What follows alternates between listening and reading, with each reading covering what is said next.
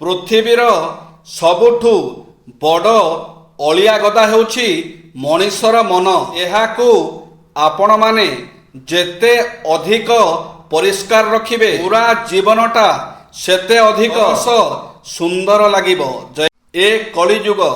ଏ କଳିଯୁଗରେ ଆପଣ ଯାହା ପାଇଁ ଯେତେ ଭଲ କରନ୍ତୁ ନା କାହିଁକି ନା ଦିନେ ସେ ନିଶ୍ଚୟ ପ୍ରମାଣ କରିଦେବ ଆପଣ ଜଣେ ଖରାପ ଲୋକ ବୋଲି।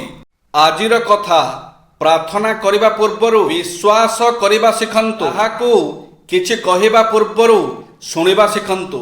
ସ୍ମରଣ ଶକ୍ତି ବୃଦ୍ଧି କରିବାର ସହଜ ଉପାୟ। ପ୍ରତିଦିନ ସକାଳୁ 4 ରୁ 5ଟି ତୁଳସୀ ପତ୍ର ଚୋବାଇ ଖାଇବା ଦ୍ୱାରା ଏହାର ଉତ୍ତମ ପ୍ରଭାବ ସ୍ମରଣ ଶକ୍ତି ଉପରେ ପଡ଼ିଥାଏ। ନିୟମିତ ଆଲମଣ୍ଡ ବା ପିସ୍ତା ବାଦାମ ଖାଇଲେ ପିଲାଙ୍କର ସ୍ମରଣ ଶକ୍ତି ଉପରେ ପ୍ରଭାବ ପଡ଼ିଥାଏ। ବ୍ରାହ୍ମୀ ରସ ପିଇବା ଦ୍ୱାରା ପିଲାଙ୍କର ସ୍ମରଣ ଶକ୍ତି ବଢ଼ିଥାଏ। ଖାଦ୍ୟ ପଦାର୍ଥରେ ଅଳ୍ପ ପରିମାଣରେ ଗୋଲମରିଚ ଗୁଣ୍ଡ ବ୍ୟବହାର କରିବା ଦ୍ୱାରା ଏହାର ପ୍ରଭାବ ସ୍ମରଣ ଶକ୍ତି ଉପରେ ପଡ଼ିଥାଏ। ଅଧିକ ମିଠା ଜାତୀୟ ଖାଦ୍ୟ ଛଣା ମସଲା ଜାତୀୟ ଖାଦ୍ୟ ହେଲେ ଭଲ।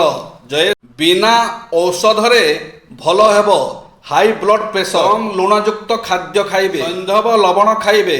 ଗୋଟିଏ ଦିନରେ 6 ଗ୍ରାମ ଲୁଣ ଖାଇବେ। ସବୁଜ ପନିପରିବା ଓ ଫଳ ପ୍ରଚୁର ପରିମାଣରେ ଖାଇପାରିବେ। ପ୍ରତିଦିନ ବ୍ୟାୟାମ କରିବେ।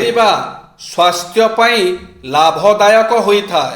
ମଦ୍ୟପାନ ଠାରୁ ଦୂରେଇ ରହିବେ ଏବଂ ଧୂମପାନ କରିବେ ନାହିଁ। ମନକୁ ଖୁସି ରଖିବାକୁ ଚେଷ୍ଟା କରିବେ ଏବଂ ମାନସିକ ଚିନ୍ତାରୁ ଦୂରେଇ ରହିବେ।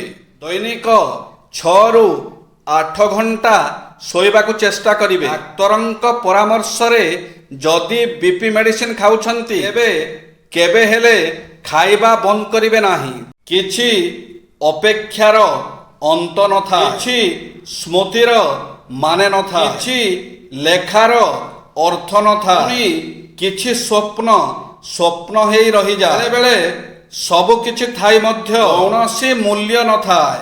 ଖାଲି ଆଗରୁ ଜାଣିଥାନ୍ତି କି ତୁ ମୋ ସହ ଏମିତି କରିବୁ ବୋଲି ଭଗବାନଙ୍କ ରାଣରେ ତୋ ସହ ସମ୍ପର୍କ ଯୋଡ଼ିବା ଆଗରୁ ହାତ ଯୋଡ଼ି ଦେଇଥାନ୍ତି। ଯେଉଁଠି ଅନୁଭବ କରିହୁଏ କି ନିଜର ଉପସ୍ଥିତି କାହାକୁ କଷ୍ଟ ଦେଉଛି ସେଇଠି ନିଜର କୌଣସି ମୂଲ୍ୟ ନାହିଁ।